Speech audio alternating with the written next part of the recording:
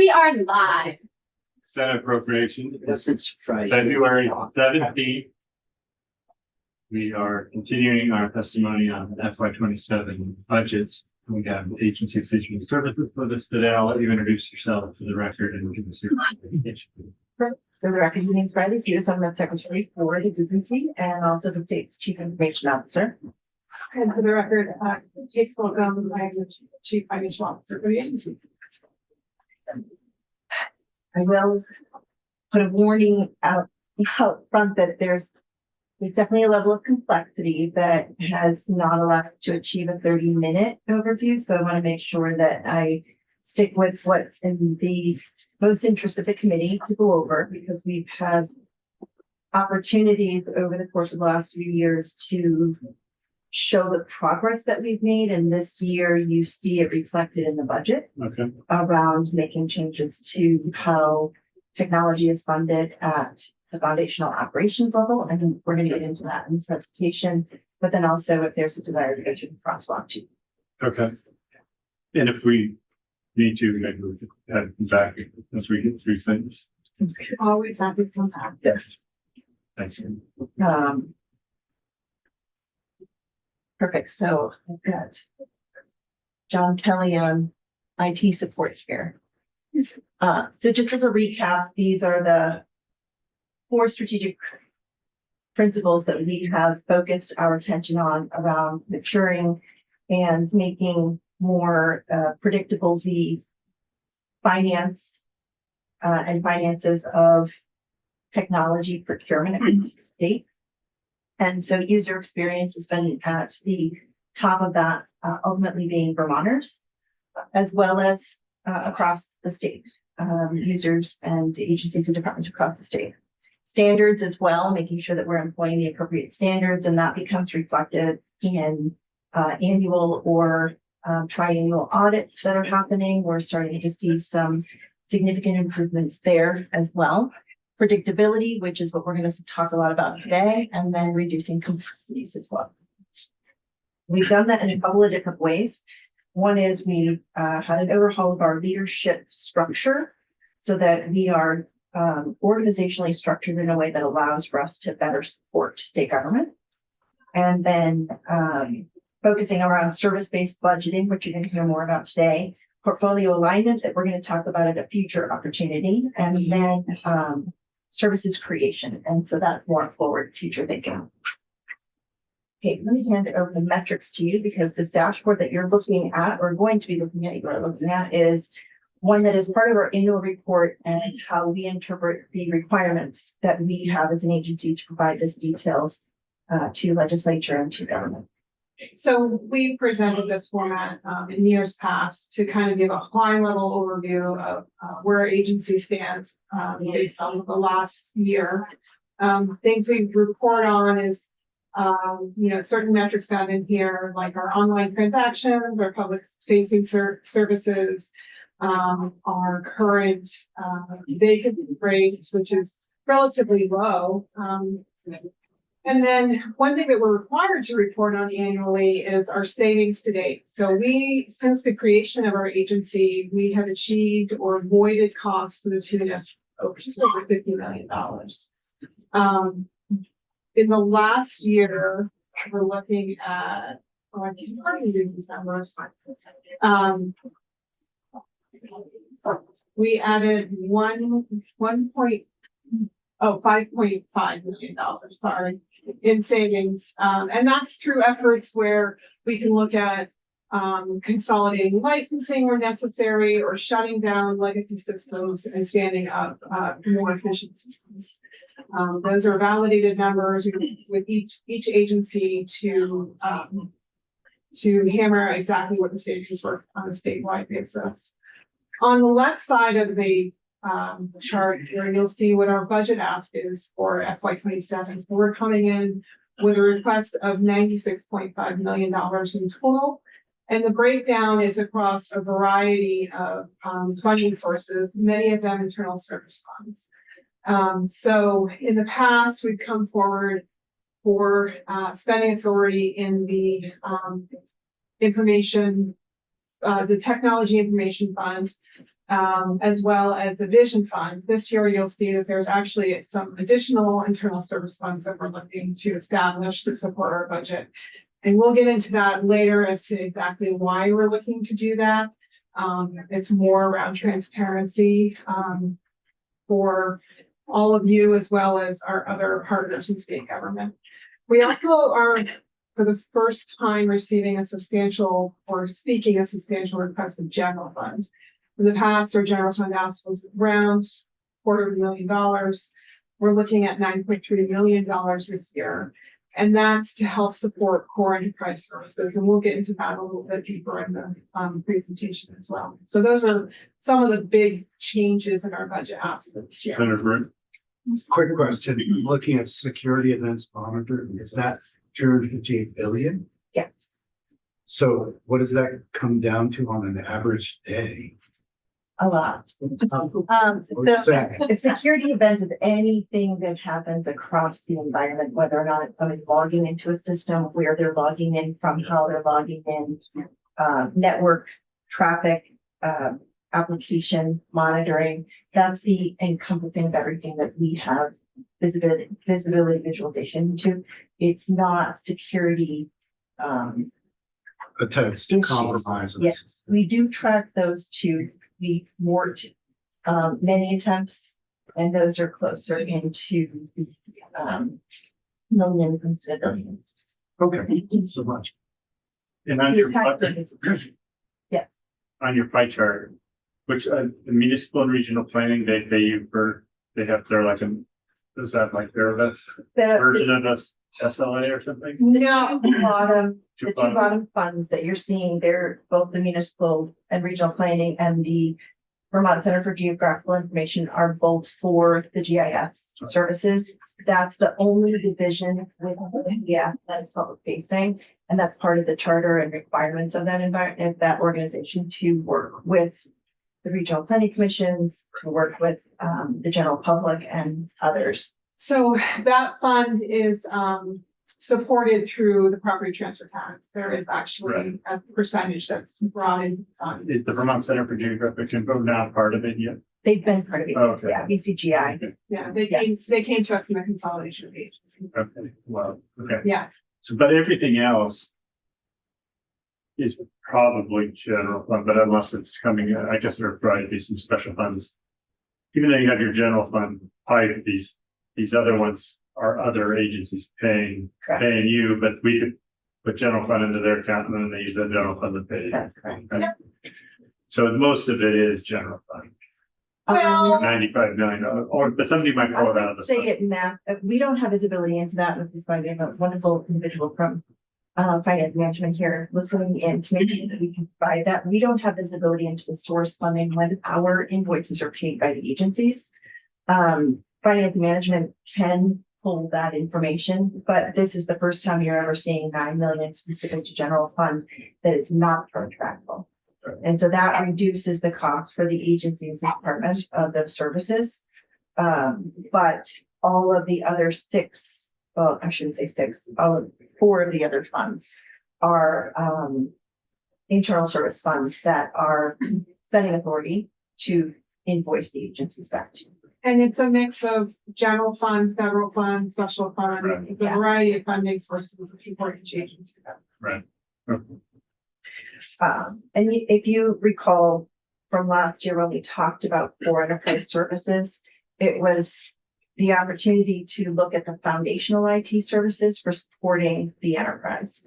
And we have 13 categories that I don't think we're going to go into deep detail on in this presentation, but I think it's part of the deck where you see where the general fund applies to. So in the event of somebody would like to have conversations around usage of data or data services for a particular project, but there is no IT project that has funding associated with them, that general fund covers that initial, discovery, flushing things out, getting an RFP out the door, but you don't have the money to bring in a PM to do so. This gives the highly skilled resources in AES the opportunity to work with anybody across state government, and so it creates the equitability that we've been talking about. Mm. But it's only a portion of the overall CES service. I mean, we can probably skip through the highlights, but if you want to go back to the presentation and look at all the things that we've done, you're welcome to do so. ChatGPT is the state's AI. It's the state internally hosted GPT service, yes. And that's not that is hosted solely by ADS in our cloud infrastructure. It is not extensible beyond just chat service, and then it gives state employees an opportunity to ask not highly sensitive based information, but sensitive enough that you wouldn't put it out on the public consumer based chat GPT. And so it gives them some controls and some governance to do that. So members of the committee may recall that a few years ago, there was an IT modernization fund that's established to support projects across state government. That's not included as a base, so you didn't see it in that original list. These are one-time funds that are granted spending authority to ADS to then manage the cost, the projects themselves, report back on the cost of those projects. It does flow through a specific fund. That fund in the past was spent by general fund dollars. We don't have a plan for long-term fundings to support this fund yet. It is something that each year we think about, and we haven't had a chance to actually design what that would look like yet. But the original projects that were approved by the legislative body are listed here on this chart. And this just shows you the original appropriation for each one of those projects and where we are currently for the spend on those projects. And this goes back 3 or 4 years. Yeah, Yes. 4 years, I believe. Yeah. Yeah, this will make 4. I think 2022 was the first issuance under here. The DMV core system is complete, so that won't show next year on here. Unemployment insurance will be complete before, potentially by the end of the fiscal, but definitely before the fall. And That was a success from my time on transportation, that it was on time and under budget or on budget. on and budget, under on time, yeah. Yeah. Yes, and we're seeing the same reflect of the unemployment insurance. So it does Is speak it the to- same vendor? It is the same vendor. Yep, different instance, different configuration, different team, but the same approach. And also both were IT mod fund funded so that the oversight visibility had layers to it. So it was collective oversight between legislative and executive. Yeah, Because the failures before that were pretty spectacular. I know. It aligns when I came on too. Okay. Well, I'm going to compliment you because before that, it was quite a few years of failing. And it's no consolation, but we weren't the only state. It was something that was unbelievable across government as a whole, as an industry. And we've all become more focused and more intent about resolving that. And I think Vermont has in many areas resolved that, which is why we're focusing our attention on some of the improvements in the internal operations so that we don't have continuous unwieldy, unexplained or unknown costs popping up everywhere and moving from a transactional based model to a service based model. In ERP, can you explain that? ERP is the replacement of Vision and BTHR Okay. and Like then just TT5? system. Is that what it? No. That is not Not one of your problems? that is not. Okay, so what, so it's a replacement of Vision and what? And BTHR and Vantage. And so we went It's all gonna live becomes a new, a single central cloud-based system that's about user data. so people availability. still talk about Vision, but that's just because they're having. They have to use it today. They did, but they still might say Vision, but they don't. It's not really Vision. It is still Vision now. We won't go live on the new system until, I think today it projected at 2028 for the final go live. But, But even though you haven't spent any money. According this was a snapshot. Yeah, so Oh, we've done this before. So many of these projects received a direct appropriation to each of the agencies and departments where the project originated. ERP is one of those. In the first phase, there was general fund that's appropriated for the ERP project that would cover the replacement of the former Vantage system, and now we have Adaptive, which you all hopefully have seen and used in this session for the first time. That was $12.1 million that was appropriated directly to AOA. So we've seen the project spend down and we're like on the cusp of transitioning over to this appropriation for the ERP project now. you would use this 11 million to finish it. Yep. You could go live. And these are all one times. Okay, thank you. Questions? Yes, Senator. Yeah, Brandon. is there any way of knowing how many of these projects are like very close to being, like, in other words, I'm looking at the unemployment insurance modernization there's 5 million remaining. Mhm. Do we need that 5 million? I mean, does that mean there's, Those are all, the funds have been, what's the, yes, encumbered, thank you. Yeah, so these dollars have been obligated for the project in various ways, whether it be contracts, that's obligating the entire amount or a variety of contracts and or internal staffing costs. But yes, there's actually the Aetna dashboard, which gives a lot more insight into where the projects reside. It covers these and a number of other projects we're involved in. are there any of them that are on here that we suspect we might not have allocated enough money for? Here, ERP? we knew that we had not requested the total amount, because we're also now looking at operational costs under AOA, which we've never done that in a project before. And so, what we didn't have was at which fiscal year are we going to require those funds? And so it didn't make sense to ask for funds now if we've not fully expended the funds that have already been appropriated. Is that part of the 9 million year that increase in general funds for ERP? No. That's, If you're not gonna, FY 27 is not the year to, we're not asking for additional funds for year for this year. Senator Watson, did you? I do. So the unemployment insurance, I think I heard you say that it would be done somewhere between the end of the fiscal year and fall.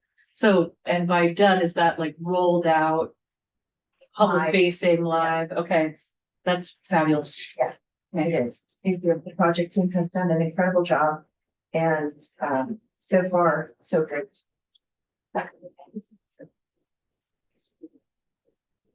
Yeah.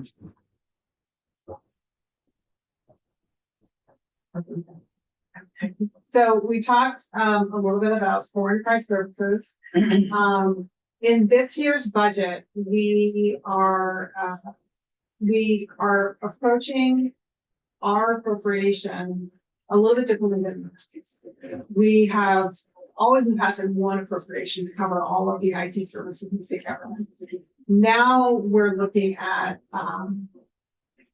we're seeking appropriations, one to define foreign price services so we can really track to what is that, how are we delivering it, what are the true costs, and the other is the demand side of our business. So this would be anything that formally we refer to as the service level agreement, SLA, or timesheet, or bespoke.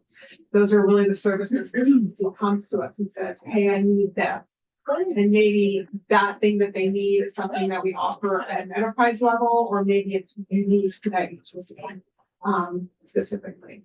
So what we're looking at is the establishment of Appropriation 1, which is foreign price services, and that's the foundational IT services that we provide to all of state government, things like cybersecurity and network. The foundational costs for the private cloud, those type of services which are really necessary for modern IT agency to exist. And then appropriation 2 is for all of those other needs that come in somewhat ad hoc from agency departments. this not only establishes 2 appropriations, but it establishes 3 new internal service funds. So our former internal service fund, the CIT Communication and Information Technology Fund, will represent the core enterprise services costs. Then moving over to the demand side of the house, we've established a new internal service fund that's specific for what we formally refer to as SLA. So things that are enterprise offering that's available to anyone in state government, but they might have specific needs and specific volumes of consumption. So they'll pay for what they do in space. Then we have the professional services, which is our time. I'm sorry, I'm just wondering if you can clarify a little bit. So core enterprise services, you're paying for the essential IT functions for your department. But then if consumption of those, so all departments, they're all state government. So if consumption goes up, then you pay more. So consumption across, so core enterprise services is really what are the costs as a whole that are needed to support an IT agency. It's not based on consumption necessarily. It's what needs to exist as a foundational service.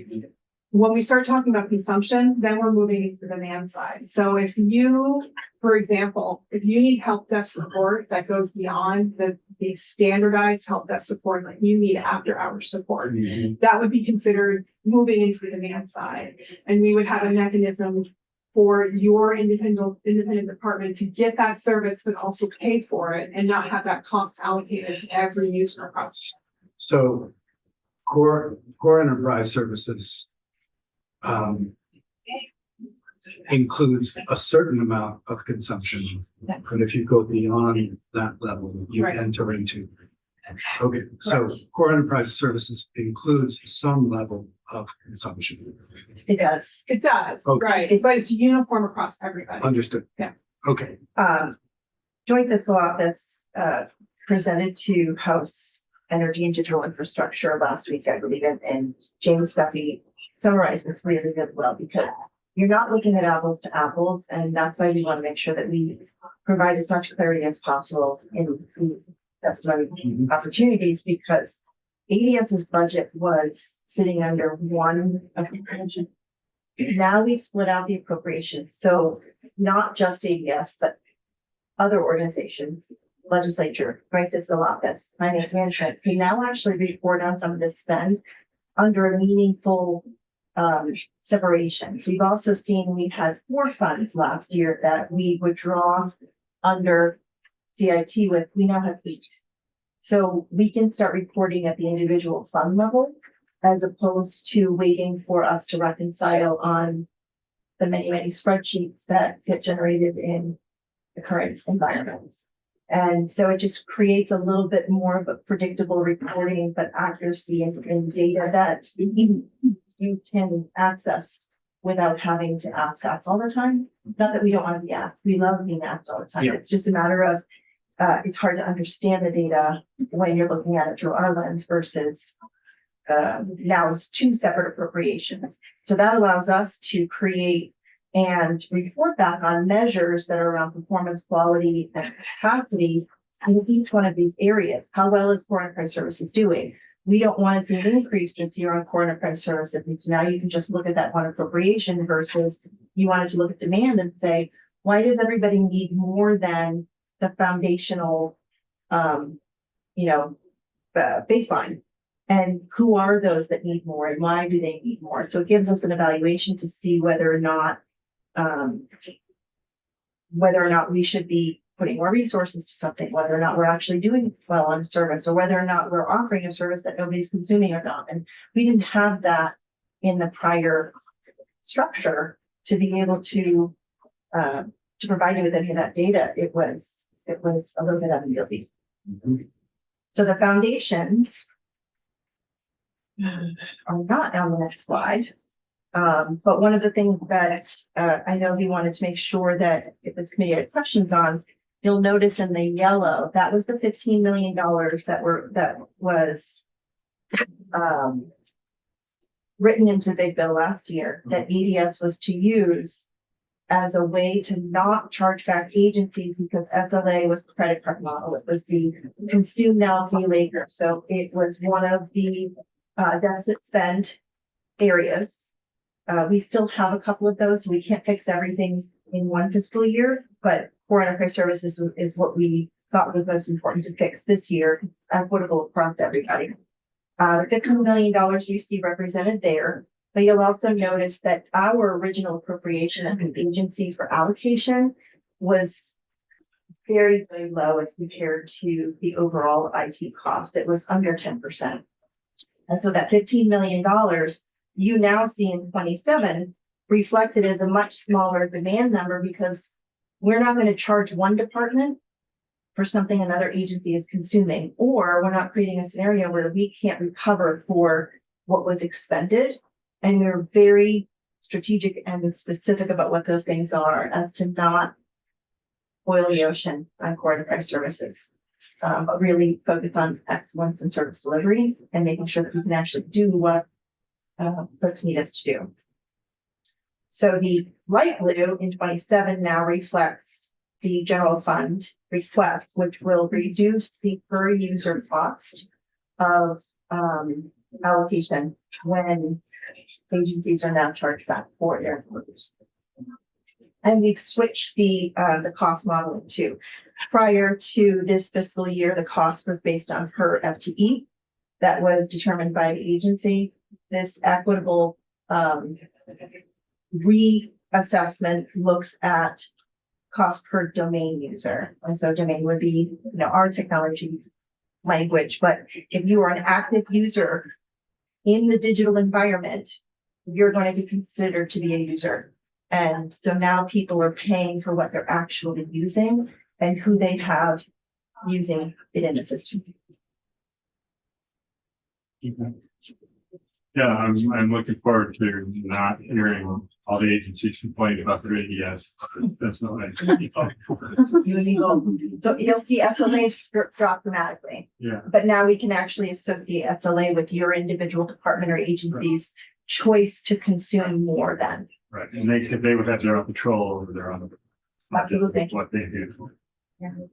So this next slide is just another way to look at the FY 27 budget request, showing it in the two different appropriations. We've got core enterprise services totaling $49.2 million. That does include those special funds that support the VCGI team. It also includes the vision fund appropriation that we received that supports the team that is behind the scenes of the current ERP solutions and will be behind the scenes of the future ERP solutions.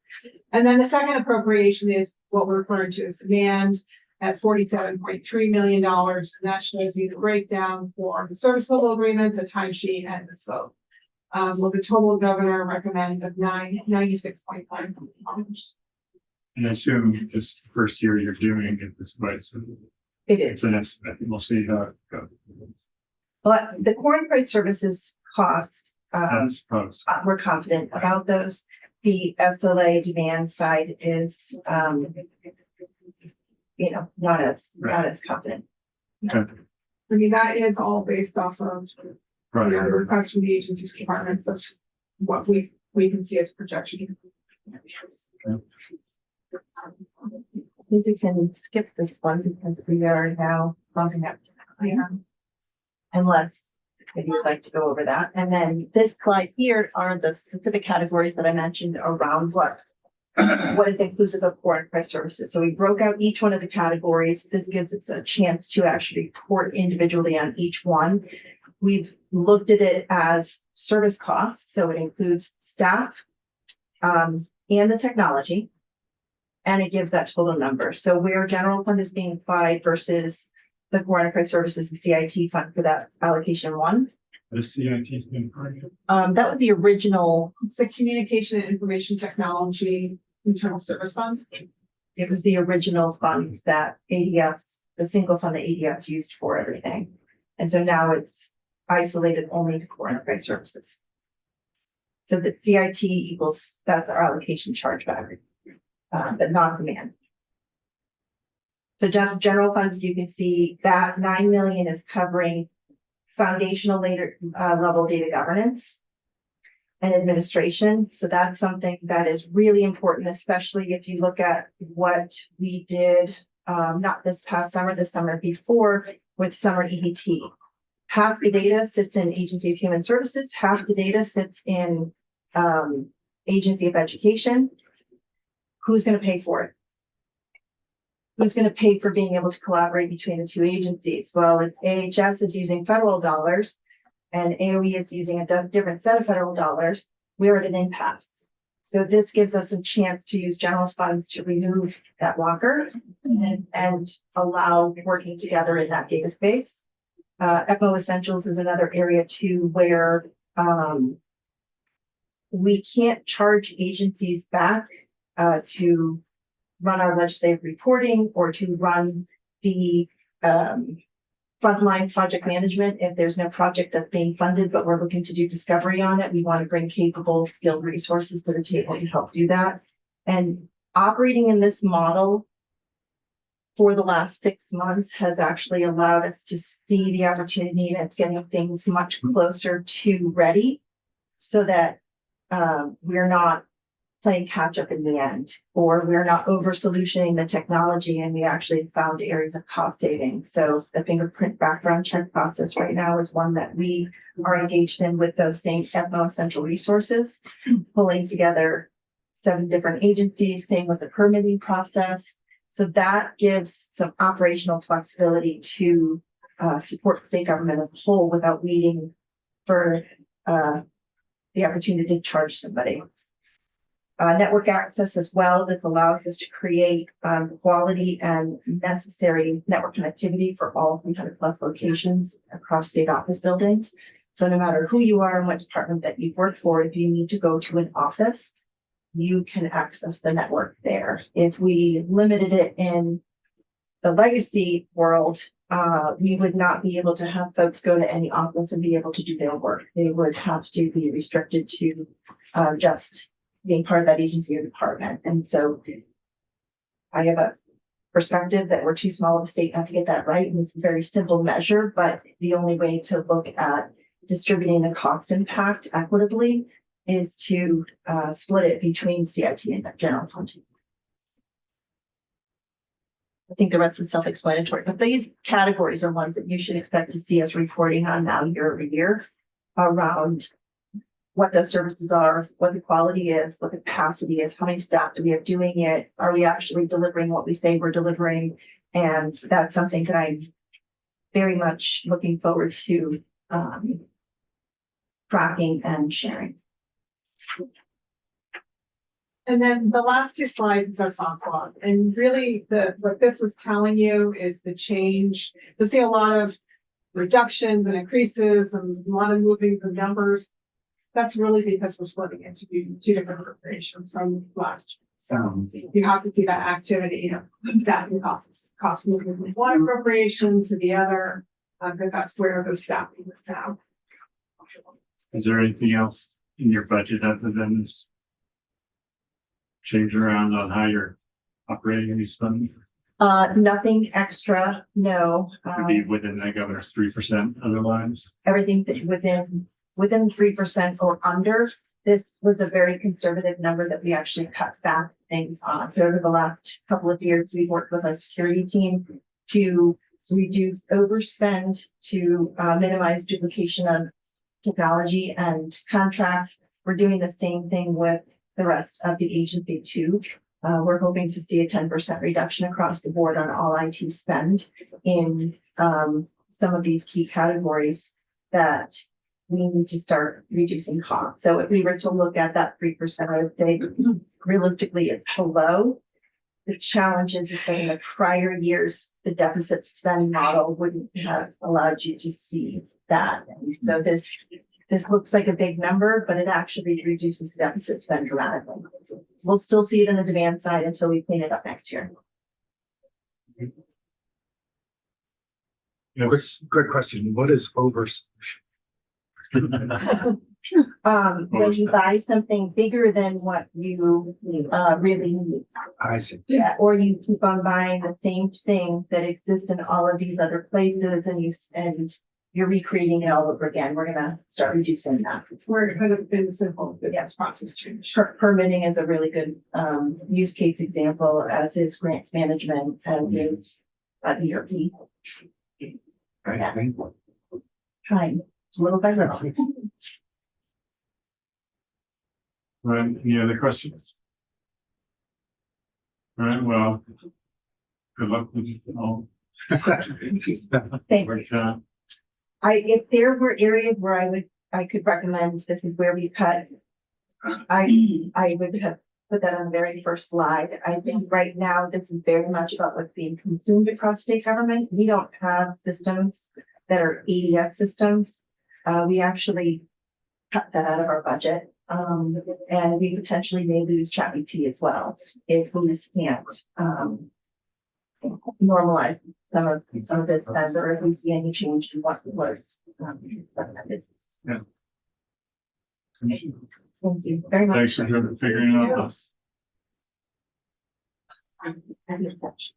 I'll be in touch with you. And your second. Yeah. I should know that. Right, well,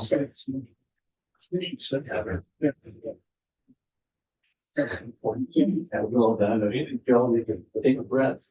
You ready for me to launch anyway? yeah, go ahead and introduce yourself and anybody else you have with you. Yes, and, oh, good, here's our fellow commissioner, Will Stevens, and here's Brenda Berry, who's our wonderful budget person. Hello. Floor well. Served was well when he was in the house. I did. Oh, Senator Brennan. Good to see you. How many commissioners?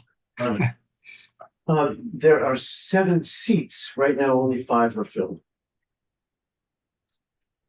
Shall I go? Yeah, go ahead. All right, good. And hello, my name is Paul Earlbaum. I live in East Montpelier, and I serve as chair of the Vermont Ethics Commission. And unless you really want to hear it, I'll skip my autobiography, with just thanks for inviting me to address the Ethics Commission budget and the current status of the Ethics Commission. I've submitted a budget book and a written statement detailing our budget numbers, and our request for additional funds. There's actually a third document I submitted, which is a chart comparing the Ethics Commission, the Vermont Ethics Commission, with other ethics commissions and their staffing. And I urge you to look at that. The charts developed by our consultant, TJ Jones. So the budget for the Ethics Commission and the state budget is relatively tiny, and so is our staff.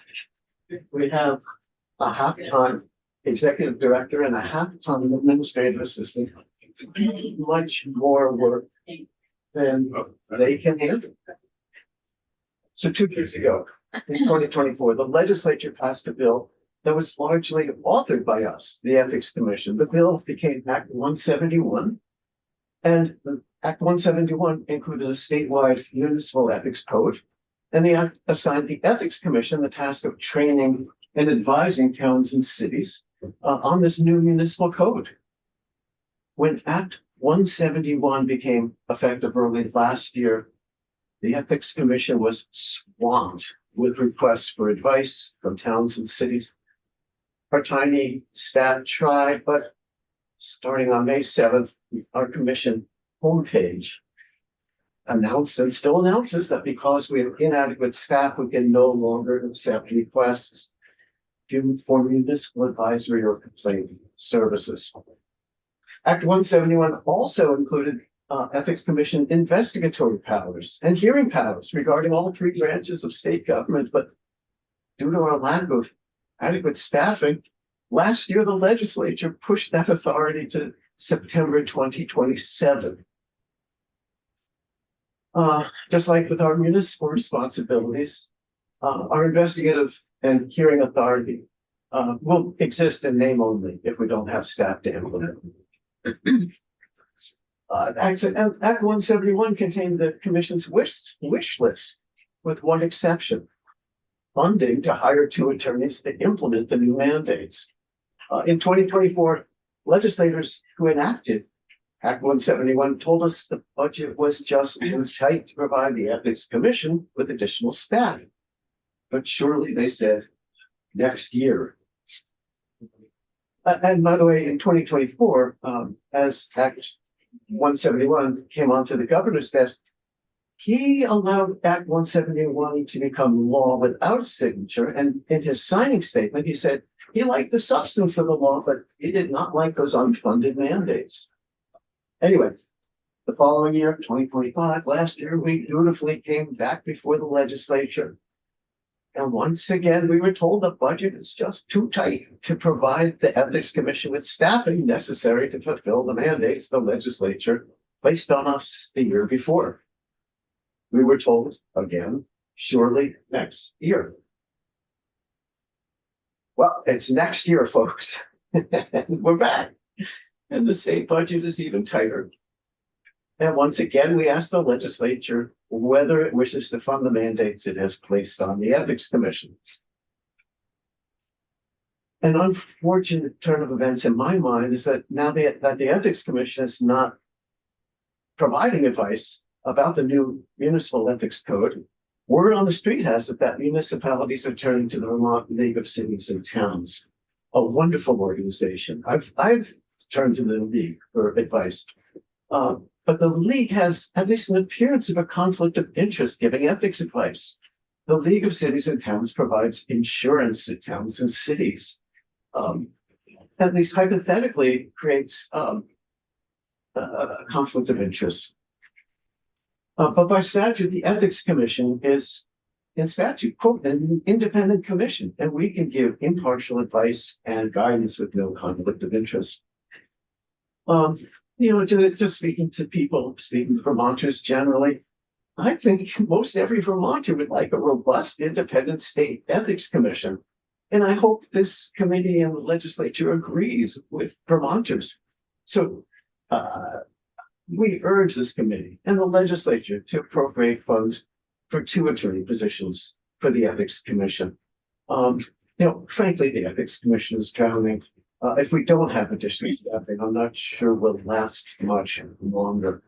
That's pretty much it for me. I'll be glad to answer any questions, or I might defer to, wherever they went, Will and Brenda, who might know more than I do.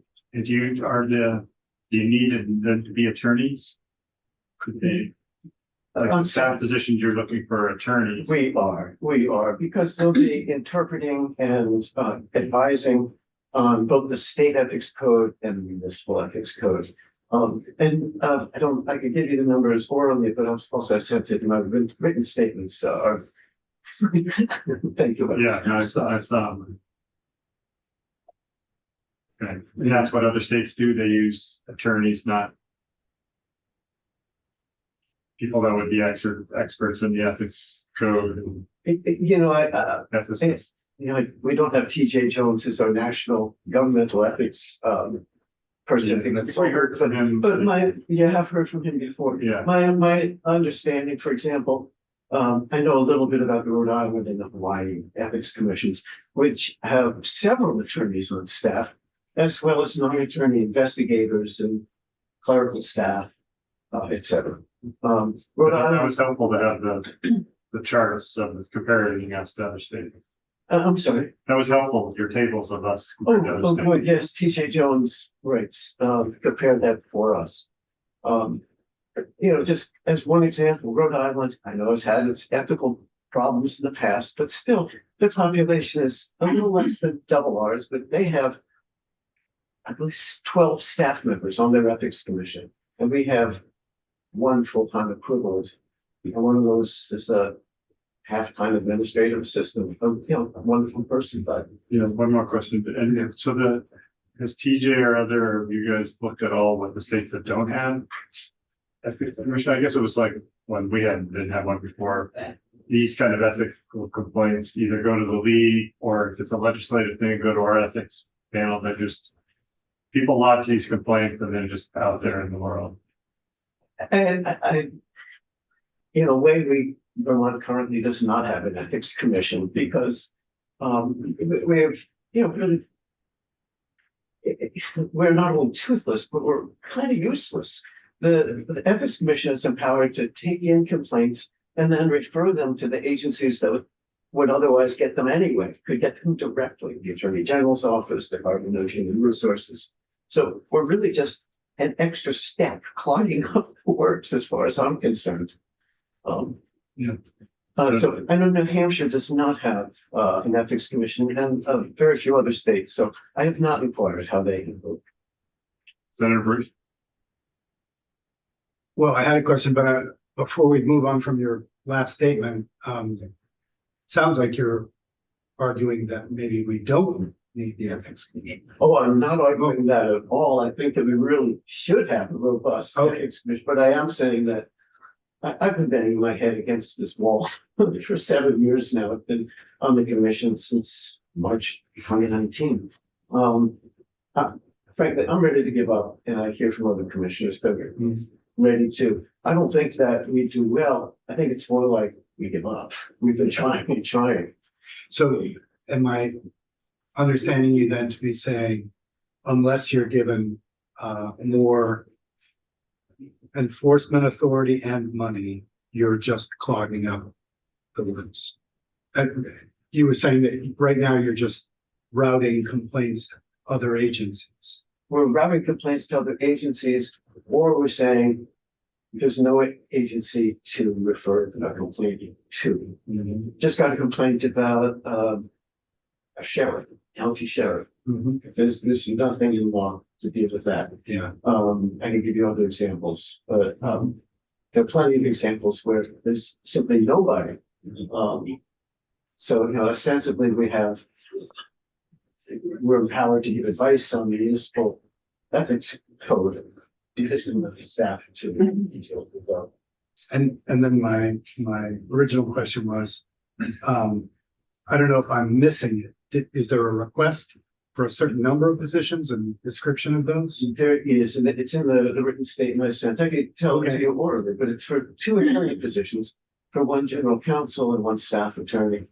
And we would hope to retain the 2 half-time positions that we have already, for a total of 3 full-time equivalents. Our half-time executive director is a wonder, Christina Sifford. She's on leave of absence right now, otherwise she'd visit me in this chair. I'm doing my best to fill her big shoes. Not getting paid, but I'm doing my best on it. She's a wonder. I really don't want to lose her, and I suspect if we don't get her staff, we're going to lose her. But I really hope that she could stay on as a half-time executive director, as the boss, really, for the 2 new attorneys. So just for the committees, the governor proposed 250.5 thousand, which is an increase because of healthcare insurance benefits. But the commission is asking to raise their budget up to 600. Yes, and so it's another 351,000, as I recall, to hire 2 attorneys, salary and benefits. Plus, I think it was $49,000 for some office space, computers, office equipment, all this stuff for the hire people. Where's your office space now? We've got office space. It's about a quarter the size of this. Is it over in? And it's over at 6 Baldwin Street, right next door.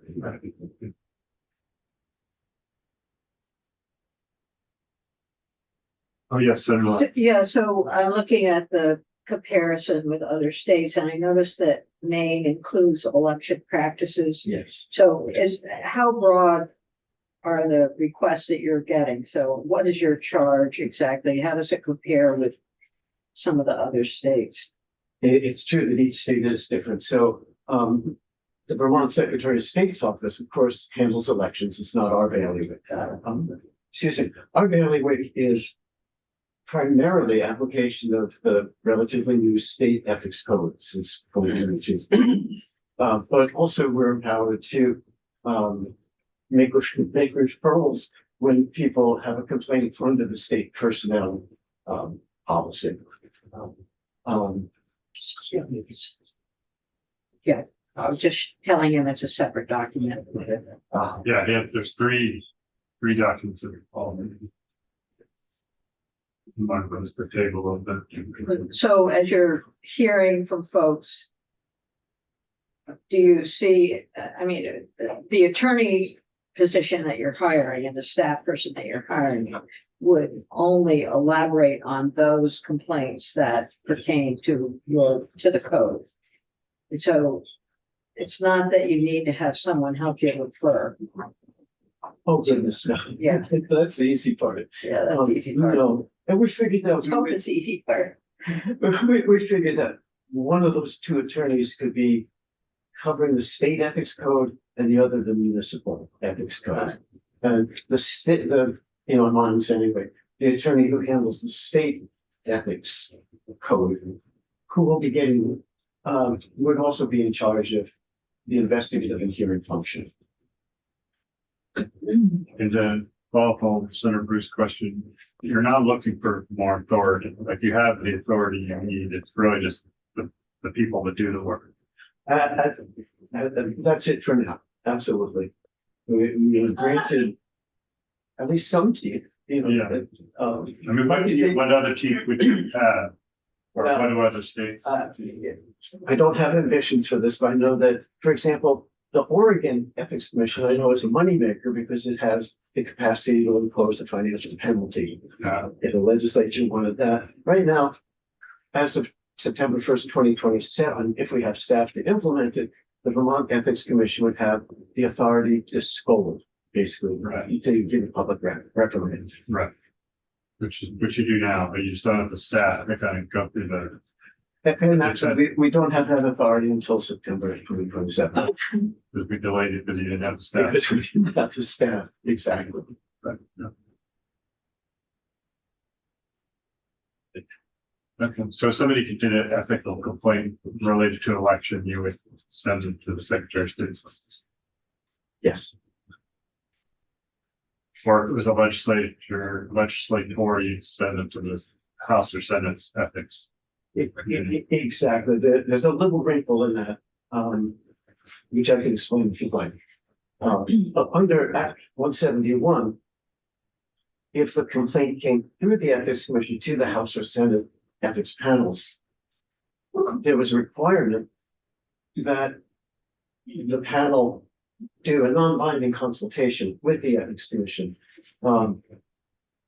With, in my mind, the theory that the State Ethics Commission could be the state's authority on these two codes.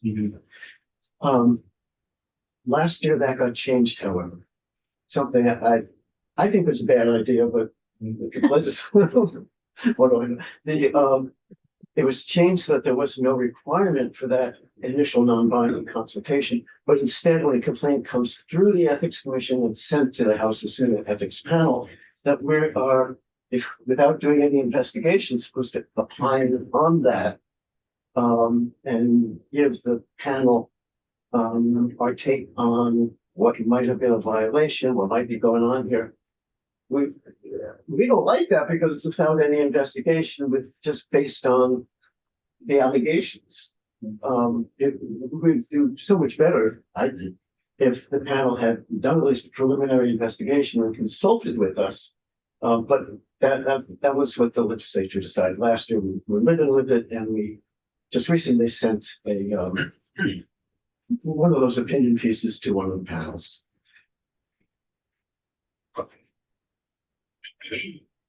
Any other questions? Okay. Well, thanks for your testimony and information on this situation that is by the ethics panel and the ethics commission. Okay. All right, thank you so much. You don't find any follow-up questions? We will. We can, I think we're around the hallway, so we could either go in and move there.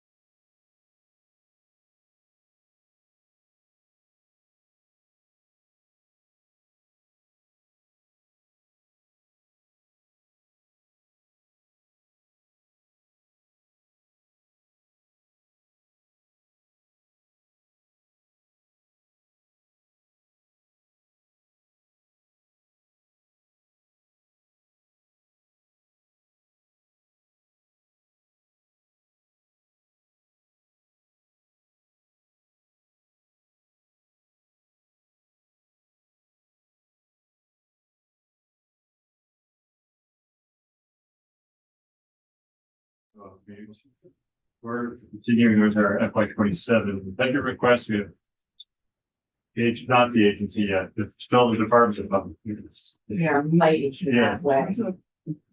And I'll let you introduce yourself and your team. I will. Introduce for the record. Thank you.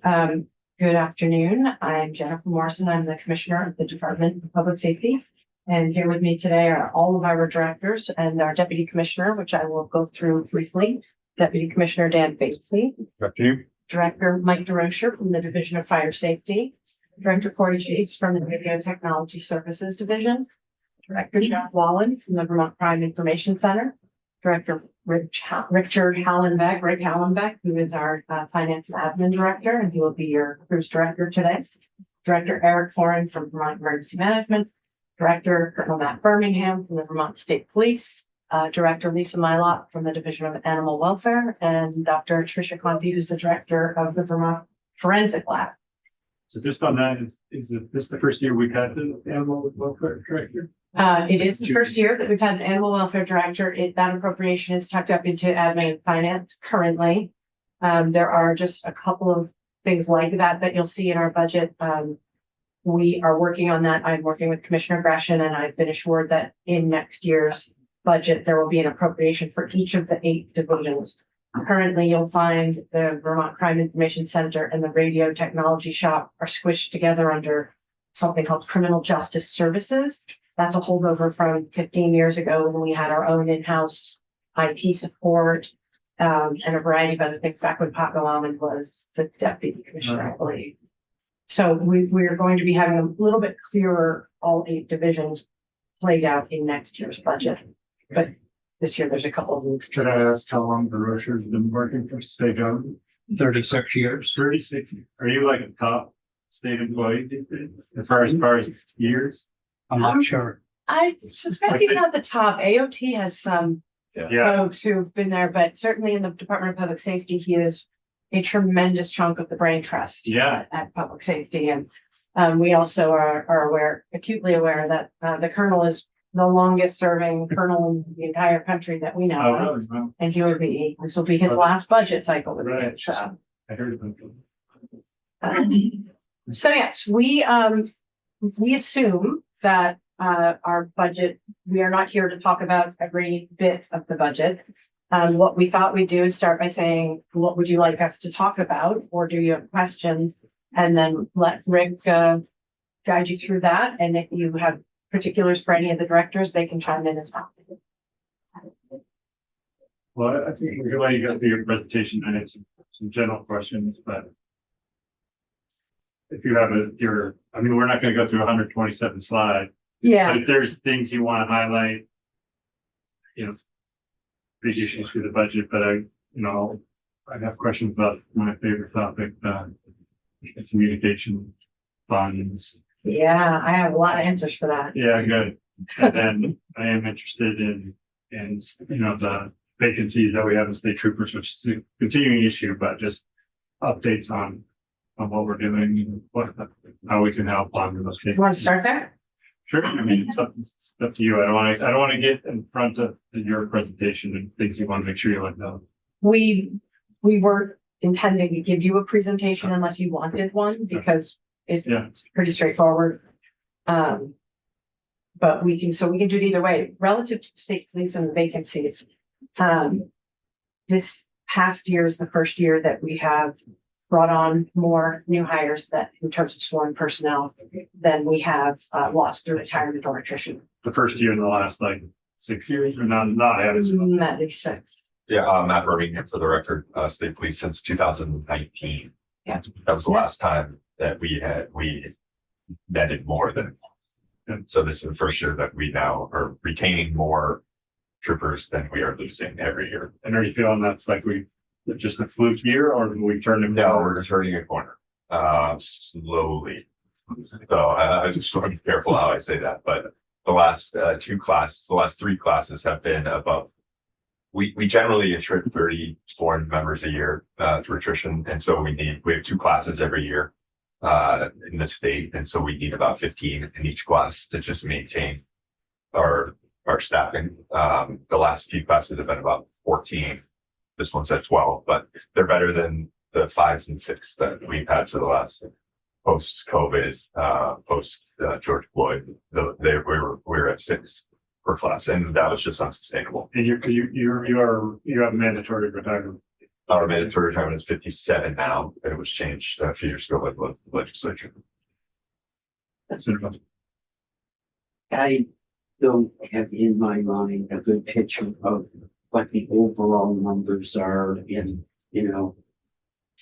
it would be nice to have a chart and say, here's where we are, here's what but where we would hope to be, so we have a better picture. We have that. Yeah, we have that. I think pretty that rate. It's got graphs and charts. Every couple of months, we do a new staffing analysis for the state police and look at trends, not just in the number of bodies employed, but in the number of applications we've received, et cetera. So we can certainly. It's hard when you sit here and people talk about it, and we hear actually in our warning committee, the three of us, we hear a lot about the staffing shortages and how it limits the ability of public safety and what you have to do.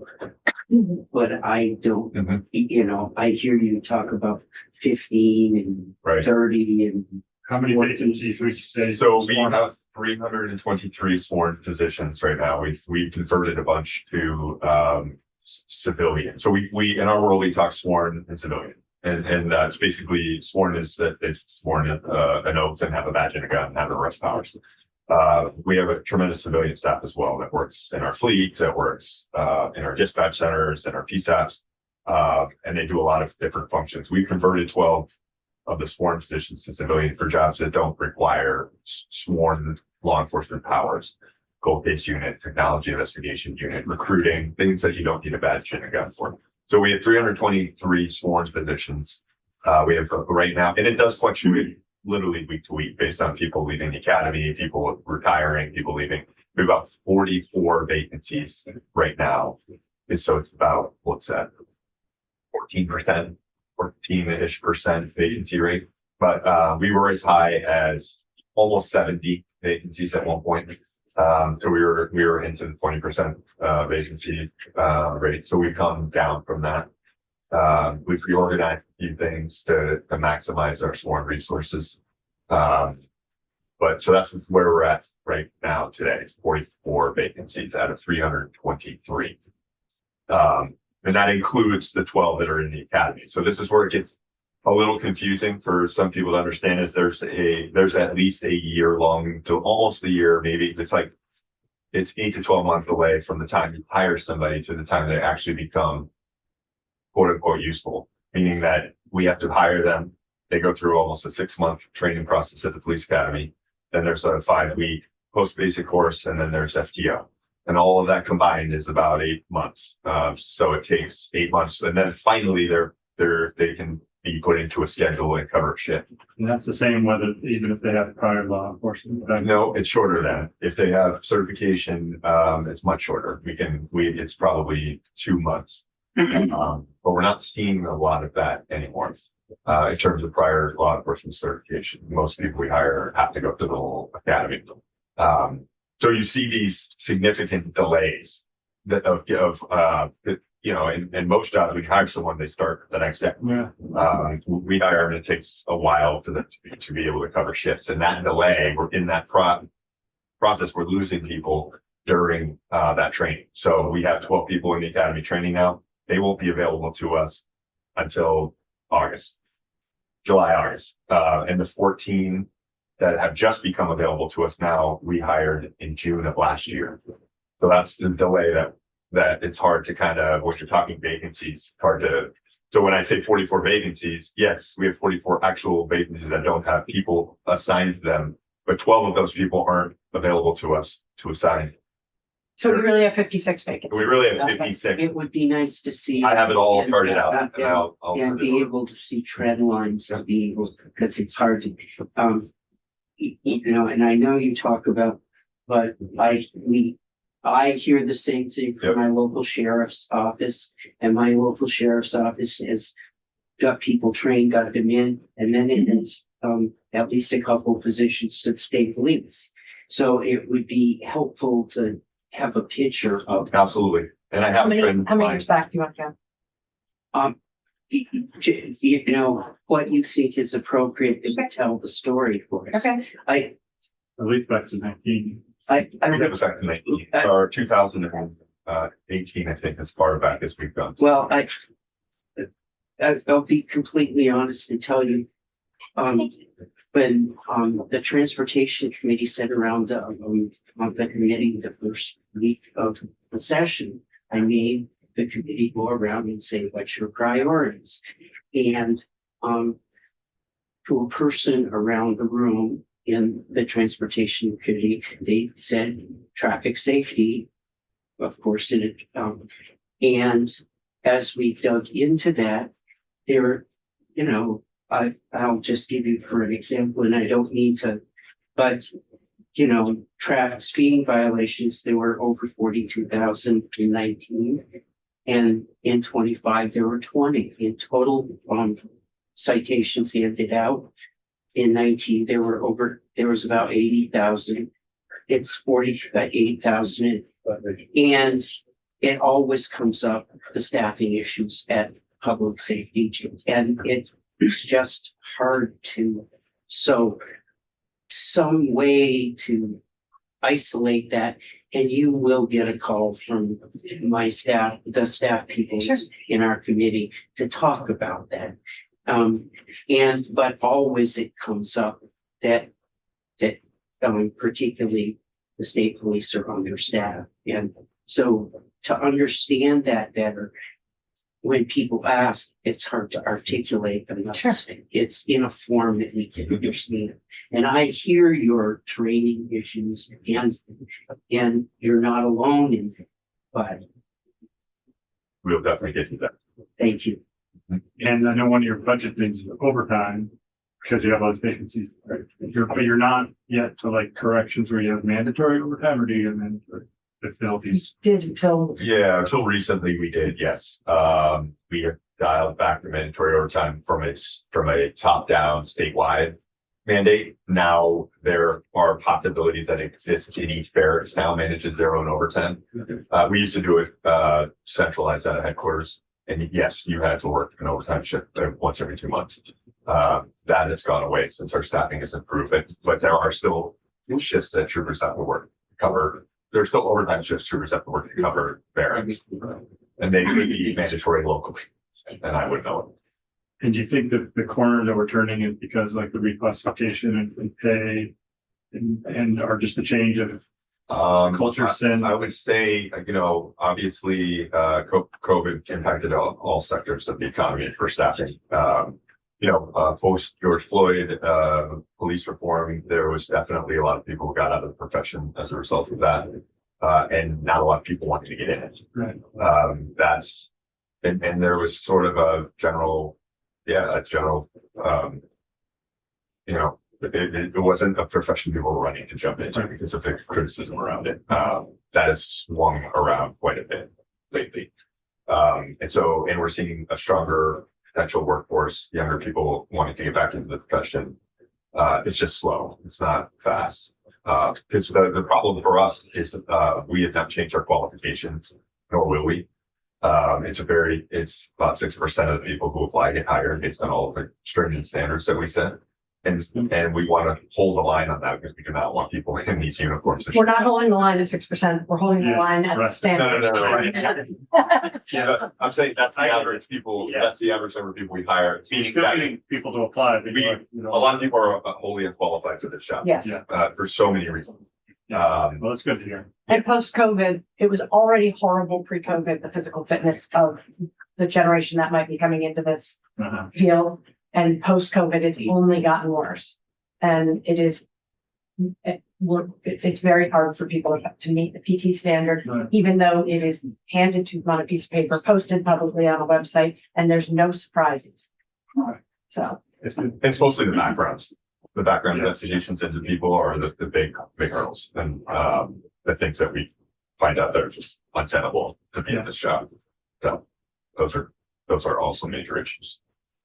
So do you think that for the reclassification, it's the pay is where it needs to be to recruit who we need to recruit? It's more about the quality of work or just the society's like, perception towards. I mean, the challenges that we face is it's 24/7.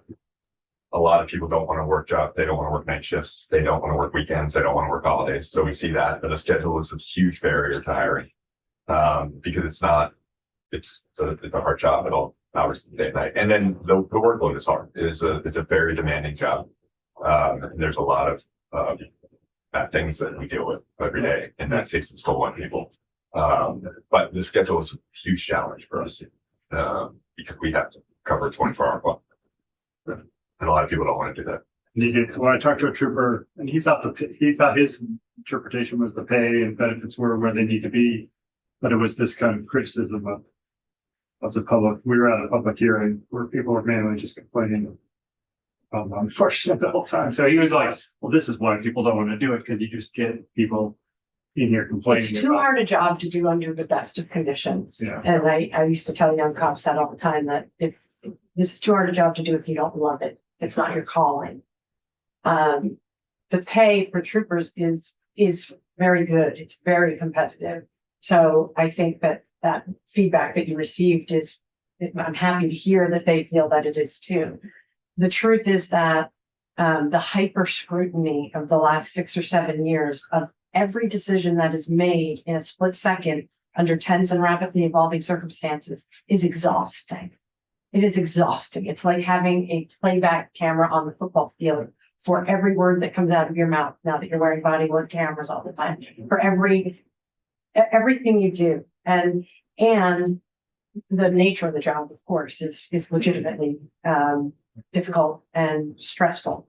So it's everything all together. Nights, weekends, holiday, a steady diet of misery and difficult circumstances, working in the rain, the snow, everything. Yeah. Plus the hyper scrutiny. When you can get a job being paid the same, working Monday through Friday in a different sector.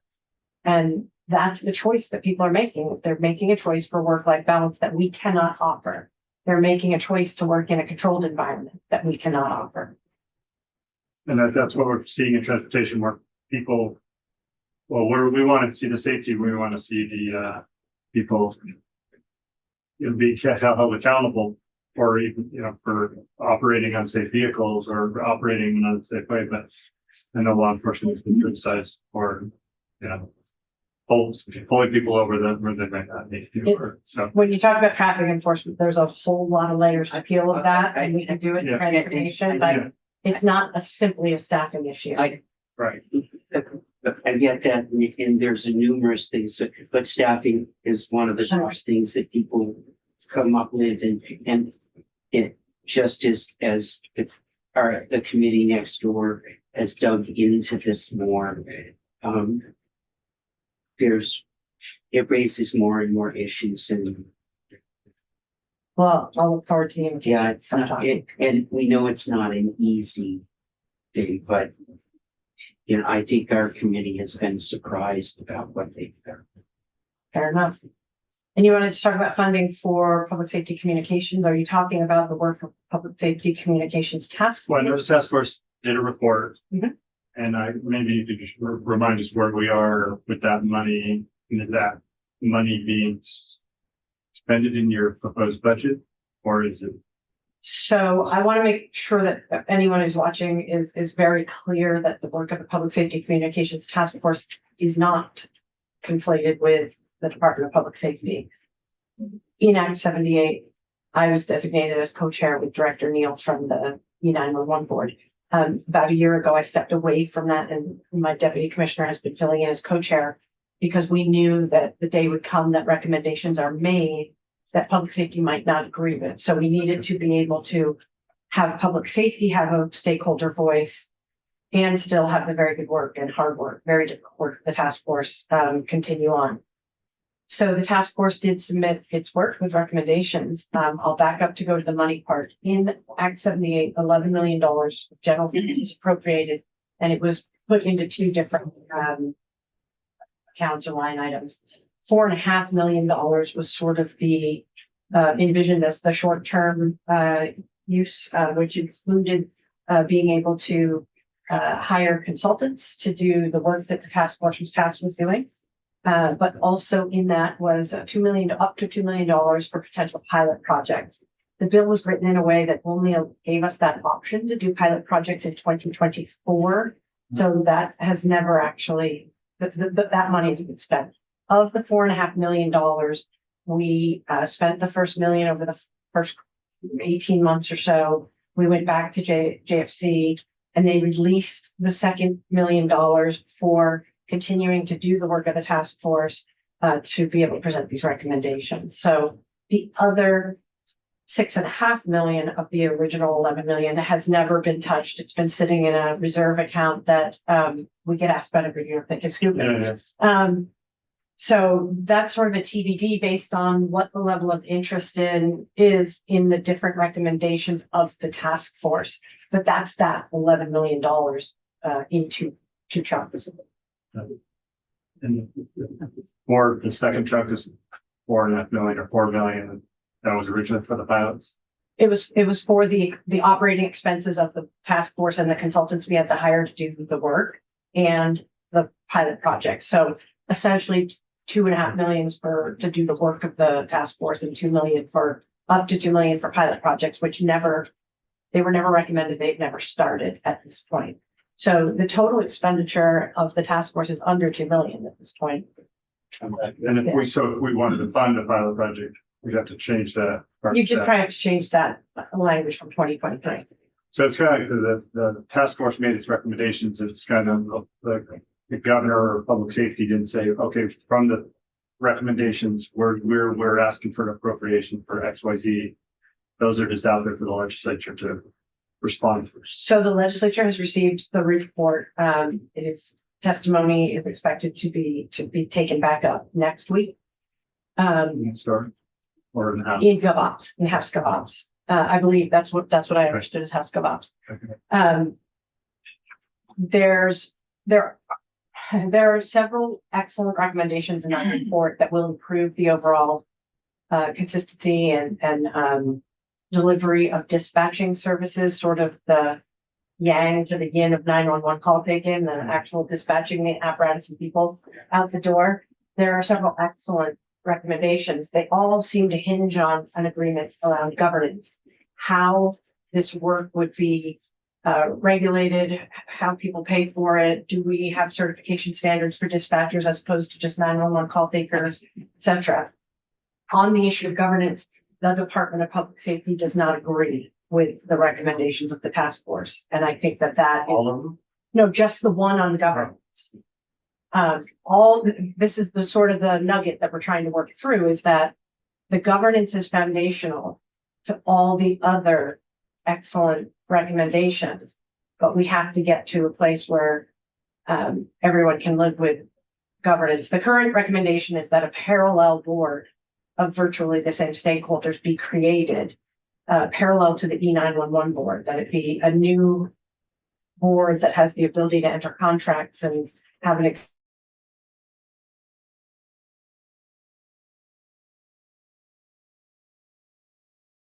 safety don't agree with that approach. We see that it is a duplication of the already existing board and their expertise. And we think that it should the responsibility should go to either the E911 board or to the Department of Public Safety, create a division of emergency communications, because you have to have somebody who is accountable for outcomes, not a volunteer board that is being empowered for a finite period of time. We're going to take on the rest of the recommendations. But again, the governance appears to be foundational, and that's where we have to get past this place so that we can do the work. Did you write like a minority recommendation or something? Like a counter? I wrote a letter to Senate and House GovOps saying that the Department of Public Safety disagreed with that recommendation, which is honestly it's a little bit sad because the amount of work that have gone into this is tremendous, and you have to get the who and the how before we can get to the what. So none of that is in your budget. None of that is in our budget. That's money that's in the two reserve accounts from Act 78 2023. And then otherwise, your budget. You have is, or are you within the governor's 3%? Or like, We are not. Not one of the things. Approximately 5.6%. What are the things you want to highlight?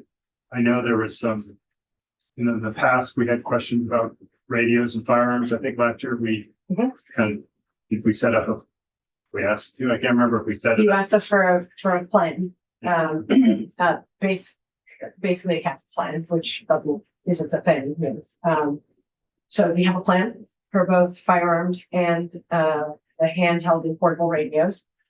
The firearms are relatively easy. That's one big purchase. It's in the process of being done, and then the amount will accrue each year. We have asked for an accrual account to be established through finance and administration.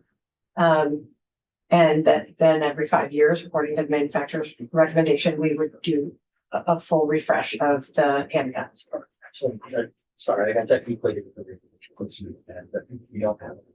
Oh, we don't have an accrual? That one's in our budget. Oh, and we're just gonna carry it forward and nobody's gonna sweep it. Absolutely. So then every 5 years. So it'll be like a set appropriation every year, and then every 5 years, you'll be able to buy a fifth of the firearms you need to buy. But for the record, for Rick Howell, Director of Finance and Administration of Public Safety. We had the 400,000 added to our budget last year, which was a significant help to not only fund firearm replacement, but to sort of shore up our equipment line items. And, the state police has to buy a lot of different equipment every year on cycles, and this will just be part of the cycle every 5 years. For the manufacturer recommendation, we'll buy the firearms. So as long as Will you buy like a 1/5 every No. year? if not, we'll replace them all at once, and as long as we don't experience any significant operating cuts. Or don't manage to grow at the rate of inflation, we'll be able to fit this into our existing replacement equipment budget. The same with radios. Right, Well, No. radios, but let me finish on the. That's also, there was some one-time money for communications. I don't know if that was radios or just something else. Let me finish on the firearms, then we'll come to communications equipment. We don't buy a fifth. We want every single firearm to be the same make and model without any changes to, the way the gun works and the way we train on it. So that's why you do them all at once. Likewise with radios, the handheld radios and the car mounted or mobile radios.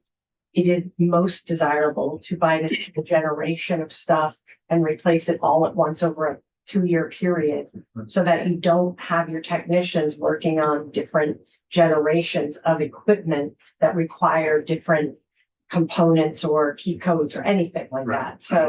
So that's why it's like a big thing every 10 years for handheld and portable radios. And you can explain how we're handling that. Sure, the radio replacement plan has 500,000 annually. And that was in our base budget last year. In this budget, you'll see it come out. It's going into a special fund. And so that 500,000 will be added annually to the special fund. And we'll be able to execute our next replacement 10 years after we get our first full refresh. This time, we're not there yet, but we have received, or we've been informed that there's a grant for $2 million in the federal budget for FY26. That's for state police radios. So we're hoping that that will give us sufficient funding to have the full refresh executed late fiscal 27, possibly early fiscal 28.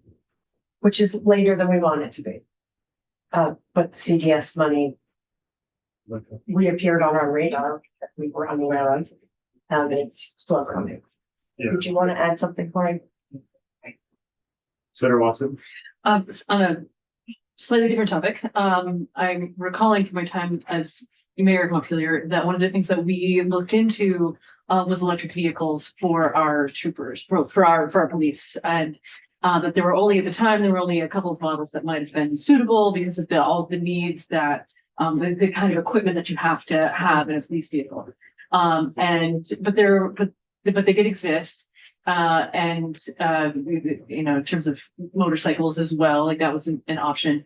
And so I'm wondering if you all have done any analysis of the possibility of, I know they're very expensive, but if there is savings to be had, your maintenance and cost of fuel, et cetera. Wondering if that is on your radar, if you have done any analysis to that effect, or where you all stand I can with answer that. the potential for EVs for troopers. Yeah, the problem is, our troopers have take-home cars. So we can't install charging systems in their houses and have them pay for it. So all of our troopers bring their car somewhere. Is in a municipality, the cruisers are at a central police station. There's also not the infrastructure necessary in remote rural areas of Vermont for that sort of response, and having those vehicles ready 24/7. Because troopers respond from their house for everything. So it doesn't, we have looked at hybrids, and we have purchased hybrids for command vehicles, but we can't get over the charging infrastructure hurdle for state police. Thank you. That's helpful. And I'm thinking now about, Green Mountain Power's programs for charging infrastructure, and that not everybody, not all of the utilities have that as a where they will give you the equipment, you just have to have it installed. But it's interesting that is a barrier. But I'm also hearing you about, if you're out of your home, if you're out in the field and you need to recharge it really quickly, that is It doesn't quite exist to the level that we would need it for. And so the accessibility of the infrastructure is not like if you're in, Essex County. Sure. Canaan, and we're out there for hours and hours and hours. We need to be able to keep those cars. Well, and one of the interests that we had as a city, particularly for switching over our police fleet, was because there's so much idling involved, Right. And that there's significant gains to be had there if you're not idling in a gasoline vehicle. I guess I'm also wondering too, just thinking about the geography, like it might make sense in some parts of the state and less in other parts of the state. But is it fair to say that, sort of similar to the guns, where you want them all to be the same make and model? Is that also true? No. For police vehicles? No, we actually have diversified our fleet over the last 2 years because we were Ford. We were purchasing all Fords, and after COVID, Ford had a chip issue, and we lost delivery on 2 years of cruisers, which put us, to your point, the reverse side, our maintenance costs started to skyrocket because the cars were getting too many miles. So we've had to diversify between Ford and GM over the last couple of years to avoid that scenario from happening again. So do you suppose that it's possible that there's parts of the state where it may make some sense to look into it? Or As a municipal police chief in Vermont communities, I see the value in a diversified fleet involving fully electrical vehicles, hybrids. It makes sense in a geographically kind of constrained area. It does not at this point make sense at all for troopers, because they, in addition to their patrol shifts and the calls for service, almost all of them are involved in some level of special team. So they could be in Canaan, to the Colonel's point, and 6 hours into a shift on a very cold winter day that drains battery, and they can immediately be called to the central or southern part of the state for a TSU activation, a bomb squad activation, drone team, crash construction team, dive team, what you name it. We can't have any possibility of dead bodies. Right. It's just not a good look if we're responding to emergencies. So again, as a municipal police chief, we did have them. Way back before I left Burlington the first time, we already were beginning to diversify our fleet. So it makes sense in a geographically tight area, but right now, given the technology and the charging infrastructure, it doesn't make sense statewide. Sure, no, that makes sense. Well, I'm also appreciating that that hybrids are on the radar. Folks who don't respond and We're not, calls, right. For command vehicles. Okay, and thinking about that, so that is not necessarily the folks that would be sitting on the highways idling. Those vehicles and Commissioner's right, there's a very different application of how we police and municipalities police, because we're covering the entire state, and a trooper assigned to Derby could work an overtime shift in Berlin, but also to the special teams calls, which are vast and numerous around the state. Our tactical unit, our bomb squad, our we have to have 100% reliability, and there's just not that reliability yet with the infrastructure for charging vehicles. That's even if we could get over, or for electric vehicles, that's even if we could get over the charging aspect, because I would argue, I don't think we have the authority to tell troopers that they have to install equipment in their house Sure. to be, and use their grid and their power meter, and to be employed by us. They could just say, well, that's not doing that. And then we'd have to reimburse that. It would be, It'd be it'd be a challenge. Deep, I can see Rick's eyes roll. Yeah, it would be a challenge. Sure. Well, thank you. I appreciate it. It's, Well, we have we're to- always gonna stay on top of it Yeah. and when it tips in the favor of making sense. And I well, do talk that's- about it with my colleagues around the country who run state police agencies because of the unique challenges that we face on a statewide, and it is being discussed. We haven't come up with a great solution. Fair enough. Thank you so much. Is that it? Yeah, I know I have another Norris question, but I think Senator Norris is gonna ask, so. It's that silly, huh? Doris is gonna answer one So, question. Rick, I did find a line item for the communications. I did find it for the firearm. What was that explanation again? So it's within our base budget. If you just click down to state police. So, yeah, all of those line items surrounding the 500,000 down for communications equipment. That's us shifting around our line items to where we actually spend them. The 400,000 is just, it's within those line items. We spend, it's probably a lot of it is in the same line item where it's appropriated for the firearms. It's just part of our equipment replacement budget now. So there's no separate line item for your firearms and. Correct. We will budget for that exact amount that we needed, and the 5 years cycle is up. We'll put that in the budget again. And what was the reason for doing it like that? Rick? Putting it all into one, how do you track what was going in for your firearms? Sorry, not sure I understand that. So you said you get everything below the $500,000 for communication equipment, safety supplies, equipment, vehicles, whatever else. How do you differentiate what's going into what is my question? For your firearm. Oh, well, the firearms are all in one line item. I think it's safety supplies and equipment. So you can see we did move some of that to other line items. There's a lot of shifting going on. There's nothing really new in that, except that we're by the number, I think it's 100.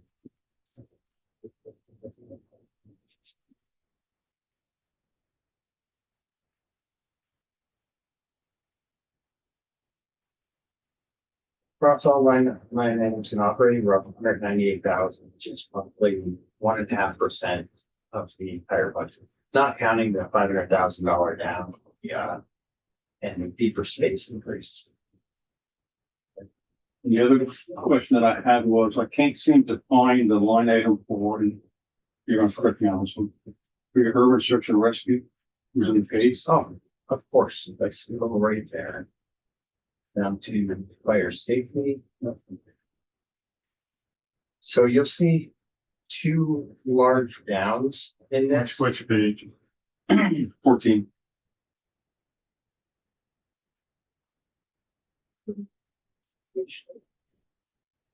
Sorry, I'm trying to frame this so you can see the whole thing, but it could not be. That's the front of that.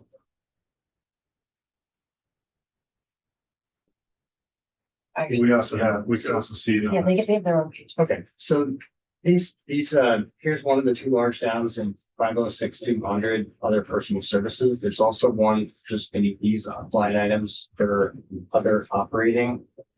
And that was around one. That was. B12. I think that was 198,000. I can't see it on my page because it's. Where are you? There, it's Page 198,000. 16, Which is 16, okay. B212 is that's the budget section. It's fire safety, urban search and rescue and fire safety. It's slide 16, but if you're going by the page number, it'll actually be just jump. I think it's 14. Right, on the PDF, it's 16 on there. Correct. So what are you saying? Where is it listed? So the 252,000 down in other personal services, and then there's 198,000 down in other operating. That's where it was budgeted last year. Now it is in these other line items that you see an increase for, in personal services, temporary employees, up 142,000 overtime, up 50,000. That's representative of the USAR increase, and then you have all of these various operating line item increases. 50,000 for repair and motor vehicles, 4,000 for telecom. So you don't have a use or budget. No, You have broken out. no, it's a unit within the Division of Fire Safety. So the 450,000, I think, is what you're talking about. From last, 500,000. was 500,000? Yeah. No, it's 450. Okay, so the base is looking for search and rescue. Right, it's divided out the way it's actually going to be spent. Right. So for the temporary employees, that's how we staff those teams, except for the couple people who are our full-time employees. And the things, line items that Rick was pointing to, the $450,000 is allocated as to how we intend to actually spend it. Yeah, I see. So the 252 is for employees. And operating expenses is 198. That's the way it was budgeted last year. I do believe the shift was a little bit heavier in operating. But it's possible to see a use our budget, even though it's just short, just like these are all the line items. Here's what we used to be this one thing and now it's these. Yeah. Is that too much work? No, we can absolutely do that. That might be helpful. Did you want the hazmat unit broken out too, or just urban search and rescue? Because that's another special team within the Division of Fire Safety. Right, I was just thinking of urban search and rescue, but I don't know if that's on ours, but like to see. No, I was just trying to locate it in there. So I was trying to remember the $450,000. Let's see now, worst explanation you broke it into the two line items, which is fine. You have another question, Senator Norris? Just one more. Is there anything, if I'm looking through, in the language or whatever else, is this, the communications and the firearms, that just something that you just put into your budget? Or is there language into that I can look at it, so your plans for that, you could just. I'm not trying to micromanage here, I just want to know if you got. Yeah, I don't know the language off the top of my head for creating a special fund, but we could talk about that. Are you talking about as a budgeting construct or as a practical? Yes. Yeah. we've had- Budget concept. Yes, we've asked finance and management to make it so. And I guess I I'll. think we're gonna get there. The other question I thought Senator Norris was gonna ask is, what are you doing with the firearms that you're retiring? Oh, yeah. I bet. The manufacturer is planning to flag them back.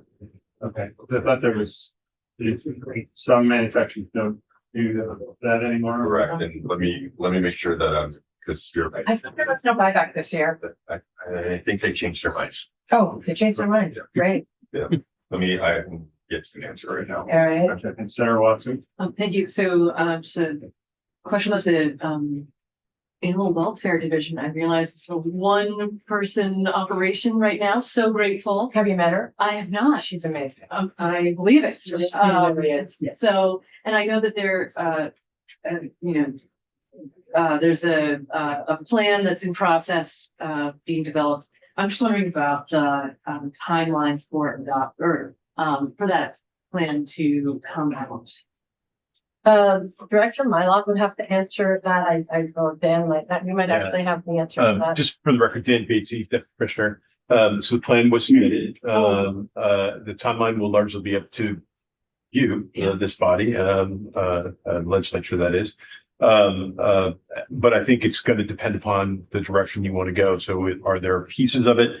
And Director Mylott can certainly talk about the several projects that we have sort of cooking right now. I know there's at least some legislation moving through Senate Judiciary, particularly around seizures and some of that. Again, she can speak more specifically. And then I know that Senate House Gov Ops also has a pending bill that's going to talk a little bit about some organizational stuff around the approach to animal welfare. From our perspective, in terms of appropriations, we were gifted the Division of Animal Welfare. We were lucky enough to get a top shelf law professor who moved to Vermont to take up the helm here. That being said, the appropriation that came with it doesn't cover the entire nugget. So that will probably only get worse and worse as time goes on. So you'll be hearing about that at some point.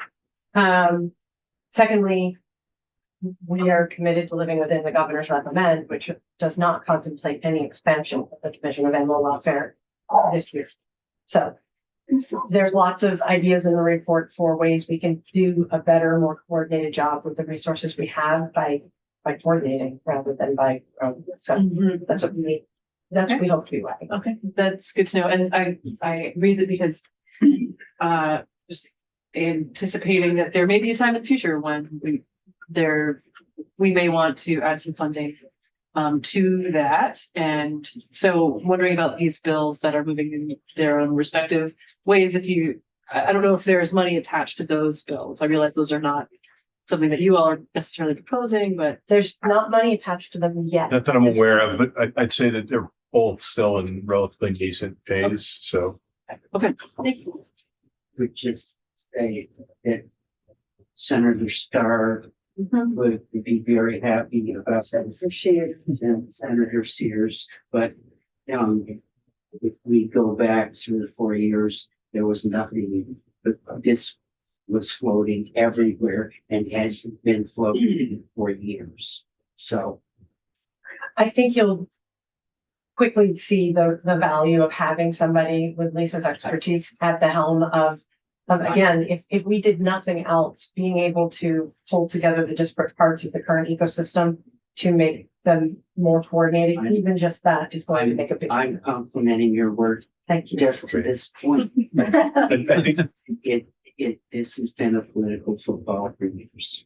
I think you also find that Director Mallett is chock full of innovative ideas about system manipulation and how to evolve our system without having to build a lot of governmental infrastructure and spend a lot of money. I think she's talking right now about some substantive changes that will make a difference, that are using existing resources and will do good work. So we'll be glad to pass along the report and make her available to you if you want to talk to me. Thank you. Mr. Chair, I'm going to answer on that question. I'm sorry. Go ahead. They're not being purchased back by the manufacturer, they're being purchased by parents. So they're buying all of them from us. Parents, gun Gun shop. shop. And then are they able to sell the public as a registered fire? Yeah, as a registered fire, they can do whatever they legally can do with that. Short question. So, looking at your radio technology update and knowing that if everything goes down, ham radio operation is the way we can communicate. Do you have a link in with the ham radio operators? Because that's one of my fun things to do. Sure. Sure. So the short answer is yes, we have relationships with the ham radio operators groups, but we also have strong relationships with military and civil air patrol, which both use a variety of different types of radios, including ham type radios. So yes, it would be the one of the fallback methods of communications, and we don't ourselves operate a ham radio network, but we have robust relationships there. I can remember patrolling the Burlington waterfront during the 3rd of July fireworks, and each team leader had a ham radio operator following them around in case there was an attack on our communications. Wow. It's amazing, huh? Yeah. Yeah. It was like, there was some special reason why it might have been right after the Boston Right. marathon thing, or I can't remember why we had this scooped up security, but yes, I had a ham radio operator follow me around on a very, very sweaty afternoon. A question about emergency management. It looks like a lot of federal funds being decreased. This is affecting staffing. Well, decreased. So, Yeah, yeah. It seemed like there was a lot. today's story is, Well, there's actually not a lot of federal funds being decreased here. You see in the top section for salaries and wages and benefits and everything. That is a representative of 3 positions that work on Homeland Security grants being transferred from state police appropriation. And then if you look at the bottom where there's the 55 accounts for grants, there's 3 of them together. That's only a slight up. So there's no cuts in federal. Well, I realize we're down 363,000 overall, but most of that's representative of 3 positions. Okay, so the kind of our ability to respond to emergencies have decreased. it's not in this budget, but fully half of our staff at Vermont Emergency Management are funded through 2 different federal grant streams that have been held up. And we were, the emergency management, planning grant and the Homeland Security grant. And we have been burning through residual funds from FY 22, 23, 24, It's 24 right now. 24. And those 2 grant streams have been the subject of lawsuits and a lot of holdups from Washington. The word that we have received most recently is that the EMPG side is the spigot's open. But that's literally half of Vermont Emergency Management relies on those 2 grant streams, and it has been a rocky road. We were supposed to be drawing on them as of October 1st. And we have not drawn a penny from them. And you still don't have the ability to draw down. We still don't have. Don't have the ability to draw down those, but you're told. We're getting Eric Farn, the director of emergency management. So there's something called a hold. We just got it lifted Friday evening. But there's a few more hurdles that they've thrown in front of us, changing our work plan. So we're getting closer. We're close to the end of the. No, we still not have the capabilities to draw it. We've had a lot of holds. The hold is lifted. The terms and conditions of acceptance have changed. Then the federal government shut down. This is not in chronological order. And it has been a really wild ride. And we're literally at the skin of our teeth to be able to make payroll if these grant funding streams don't turn on. That's going to be the end of February. Good luck. You're not alone. I don't know if anybody's that close to not making payroll, but a lot of agencies are like, we were supposed to get this money 2 months ago. We don't know if it's going to come in tomorrow or 2 years. That's extra work. And then fire safety, can you just remind me, because it's a lot of special funds, and I can't remember why special funds, like what are the special funds? Yeah, so we have a few different special funds in fire safety. The biggest one is the fire prevention and building inspection fund. That's where all the permit fee rest. So they pay into the fund, cover your operations. Yeah, and there's also the hazardous chemical fund. That's where anybody that has chemical storage has to pay to store those chemicals, and it funds the hazardous materials response team. We also have an elevator safety fund that's relatively small that funds a position. And are we still having a hard time finding elevator inspectors and repair people? Yes. Because in statute, because in statute, the fee is capped at $250. And we would propose at some point that go to a rulemaking process so that fee can change as the market rate changes. So we rely on in-state, but also out-of-state vendors. They're not going to come from out of state with $250 cap for elevator inspections that could take far more time. So we've set in statute what somebody charged for an elevator for inspection? Yeah. yes, sir. Well, Yeah. but I would add that the administration has refused to increase fees across the board for many years. So this is only one of the little stopgaps that we're. Sure. Sure. I mean, I believe that to be true. Yeah. If you say it, then I'm sure it's true. It's an interesting conundrum in that we don't have the ability to let the vendors charge more. And so we're real hard pressed to get people to want to do that work. Are you saying your elevator fee should go up and down? I appreciate that. Market. It's really good for Tuesday afternoon.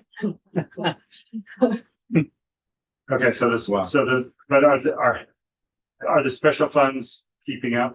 I mean, with the, because I assume like the elevator, the fees that you charge businesses for inspections, have those been flat? Are they keeping up with the costs? Yeah, on that? for the record, Mike NeRocha, Director of Fire Safety, our special fund is stable now, and we are keeping up with the budgetary wise, we're good. Construction seems to be pretty stable, and the fee revenue coming in is stable, so I don't see a big issue there. And you get some federal funds. Support. Well, not for fire safety. Okay. The only general fund money we get is Federal federal funds. We have one grant here that we've received, one federal grant for 500,000 to put toward replacing a fire apparatus down at the training facility in Pittsburgh. And we're still internally trying to figure out how to connect the dots here so we can use that grant money before it expires. Okay. Thanks. Good to hear. I don't have any other questions. Is there anything else that you wanted to tell us that we didn't give you a chance to tell us? Or No, sir. the things that we should know that you're not telling us? Okay. Answer the question. Okay, if there's no other questions, we can adjourn for the day. Humanities and Historical Society will be rescheduled for different days, so we're done for the day. Oh, wow.